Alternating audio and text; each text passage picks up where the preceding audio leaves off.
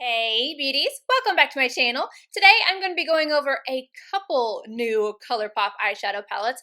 I recently, as in like a day or two ago, went over the new Going Coconuts palette. So if you haven't seen that and you're interested in it, I did comparisons, I did an eye look, the swatches, everything with this. So I will link that video down in the description box just in case you missed out on this one. But today we're going to be going over the Frozen II palettes. We have the Elsa palette and the Onna palette, and I'm going to be doing a look with both as well as swatches and everything, and that's what I'm going to start off with is the 411. Each palette retails for $15 and the colors inside are representative of the two characters, Elsa and Anna. This is the one that I am wearing today, so this is the one that I am going to start off with. Both palettes do have the cardboard packaging and you have the mirror inside, but on this one obviously you have a picture of Elsa, and then on the back we have the shade names. The color scheme of the Elsa palette, which is what I have on right now, is more on the cool side. Now, something I want to forewarn you guys of, both of these palettes do contain the glitters. In this palette, it's this shade right here, but both palettes have the glitter, which is not considered to be eye safe, so just keep that in mind. Now, I'm going to go ahead and get into the swatches for the Elsa palette. First, we have Cuddle Close, a white with pink opal flip, Fire, pinky mauve, Northern Lights, pinky purple with a vibrant minty flip, Gale, warm lavender with an icy flip, Flurry, opal with multi-dimensional glitter, so that is the glitter shade, Water, dusty periwinkles, Awakened, deep purple berry, Ice Crystals, True Silver, and then Spindrift, a deepened wine. I'm really happy to finally actually know what this says because during my tutorial, I could not figure out what this said underneath because the writing is in cursive and it's also metallic, so it was like reflecting the lights, and even on the back, I could not figure out exactly what it said. And I didn't want to stop in the middle of my tutorial, get on Colourpop's website, and then find out the name, but now I know what it is. Moving on to the Onna palette, this one has a warm color scheme to it, so you can see that these palettes are night and day difference. Let me show you guys side by side. You can see just how cool the Elsa palette is in comparison to the Onna palette, but let me go ahead and show you the swatches of Onna. Scooch In, described as a white gold with a pink flip, Wind, warm yellow brown, Earth, True Yellow Gold, Adventure, Red Plum, Arendelle, Gold Glitter with flecks of copper, Autumn Breeze, Deep Mulberry, Warm Hugs, Dusty Mauve with gold flecks, Fearless, Deep Terracotta, and then lastly, Charades, Deep Red Brown. Just like the Elsa palette, the glitter in this one is the center shade as well.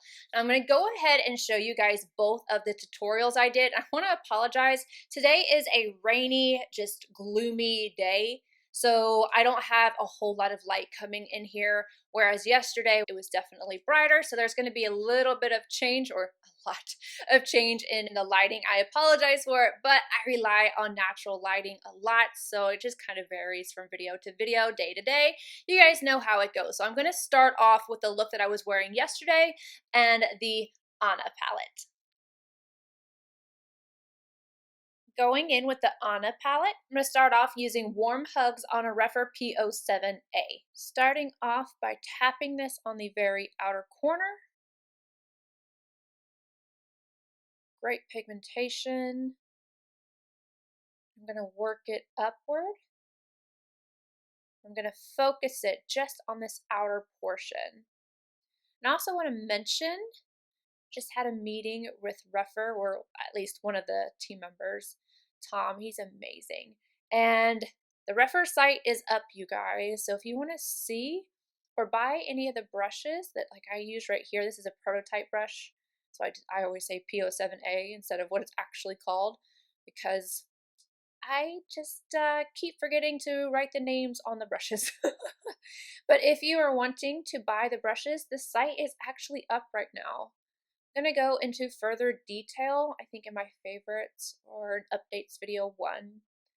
But if you want them, the site is up, and I will remember, I'm going to remember to link it down below. Sonia G Mini Booster in the shade Wind. I am going to take this on the front portion of the crease and then blend upward and into the last shade we laid down.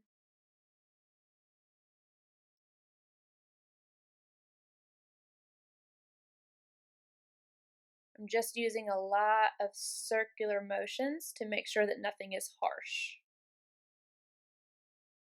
Going back in with my REPHR brush and the shade Fearless, I'm placing this right on the outer corner as well. I'm not going to bring this up quite as high as I did like that purpley pink.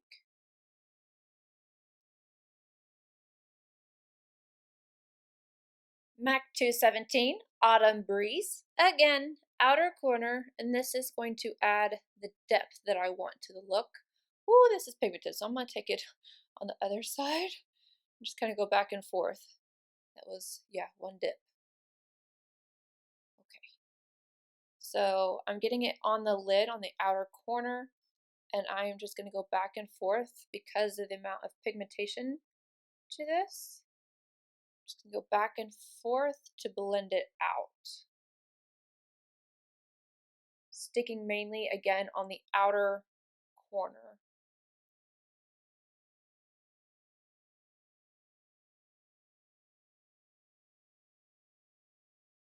Going back in with my REPHR brush, I'm just going to go right around the edges of that. I just was not anticipating that much pigmentation. Sonia G Soft Shader in the shade Adventure. I am going to place this right beside and kind of overlapping the last shade we laid down, just because I want to add a little bit of a metallic element to the outer corner before I go in with the gold metallic. And as you can see, the metallics always end up having fallout. Again, I say it all the time, but if you use them wet, it won't be so bad. So I'm just tapping this into place. MAC 239 synthetic version in the shade Earth. I am placing this on the front portion of the lid, starting on the very inner corner. Slowly going to start tapping over the last shade we laid down. Sonia G Flat Definer. I'm going to go in with this color, and I fully admit I said this color because I don't know what it says. It's like Scooch something, and I am completely guilty of never having seen the Frozen movies. I know you guys are probably going to shoot me, but I haven't seen them. Sonia G Mini Booster and Charades. I am going to buff this right along the lower lash line.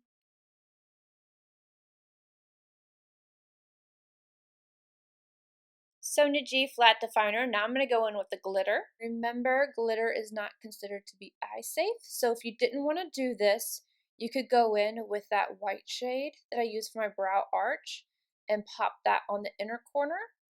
And if you wanted to be really dramatic, you could take this all over this portion where I have the gold. I just want a little bit of glitter right on the inner corner.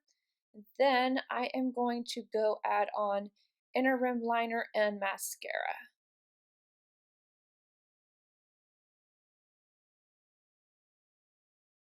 Using the Elsa palette, I'm going to grab the shade Fire on a Zoeva 227. I'm going to take this shade starting in the center of the crease, just like kind of right above it. I'm going to use this as my transition shade. Back and forth windshield wiper motions first. I'm going to be bringing it all the way from the outer to inner corner. And slowly start working it upward with circular motions. I had to double check the name of this color because I just thought it was so interesting that it was called Fire. It's not red or orange or anything like that, or anything remotely fiery to me. But again, I haven't seen Frozen. Obviously haven't seen the second one, which I just figured out that there's a second one. Wayne Goss number 18 and Water, taking this shade directly into the crease just below where I placed the last shade. Again, windshield wiper motions initially. Outer all the way to inner corner. And I will start to blend this upward, but I'm not going to take it quite as high is I took the last shade. I do want to be able to see this when I am looking straight ahead. Now, the last shade, I did not quite understand why it was called Fire, but this one makes sense. Water makes sense. Esom S33, I'm going to go in with this shade. I actually cannot make out what it says because of the way it's written on there. I'm going to have to look further into that. I wanted to go in with this shade. However, I feel like this one is definitely going to work, but sometimes this kind of shade can get patchy, so I'm going to test this one out instead. I'm going to tap this on the outer corner.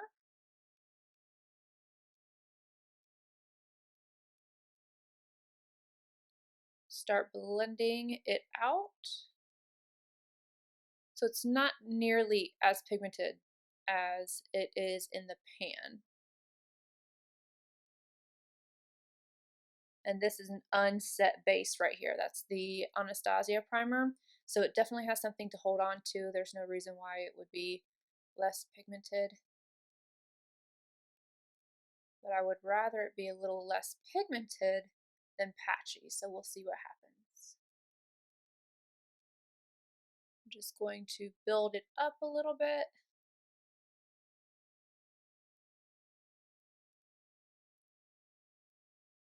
I'm going to lightly work this up and smoke out the outer corner.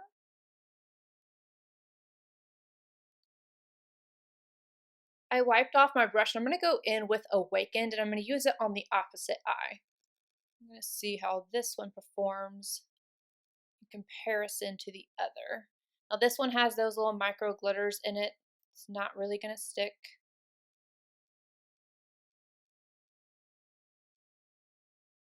There's not a huge difference between the two shades. However, if I was going to pick one, it would be this side. I just think it looks a little bit cleaner.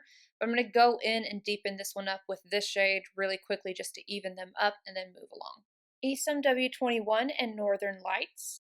I'm going to take this all over the front portion of the lid.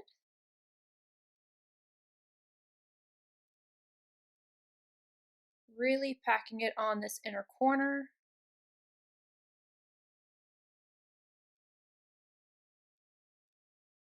And tapping over the last darker shade we laid down. MAC 242 and Cuddle Close, placing this at my brow arch. Sonia G Pencil Pro in the shade Gale. I'm going to run this all along the lower lash line. This does not have a lot of pigmentation to it. I'm going to go in with it wet, see if that helps.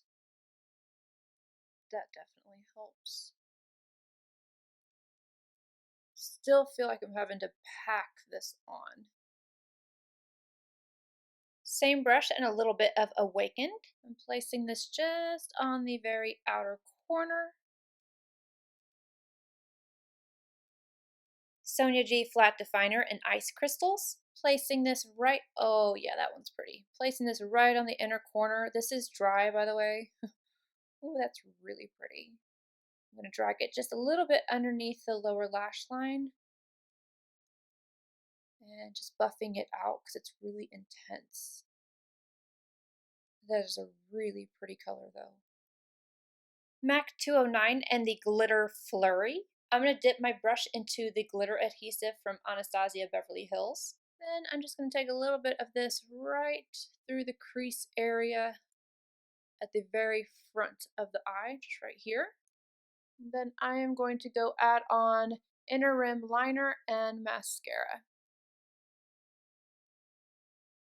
I finished off my eyes as usual, liner and mascara, and then for my lips, I lightly lined just around the edge with Kitten Liner from my collaboration with Christian AUDETTE, and then Beauty lipstick.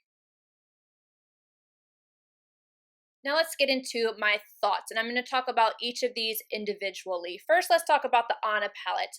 I love this one. I didn't have any issues with any of the shades in here. Everything worked out really well. I love the eye look that I got. I definitely got some fallout, but I'm not mad at it. I feel like this palette is really well done, and if you like warm tones, this is beautiful. Even the glitter, Again, not eye safe, and I put it right on the inner corner.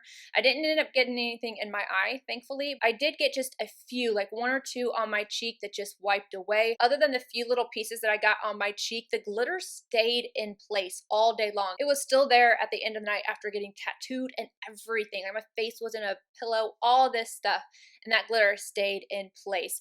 Everything just worked out really well.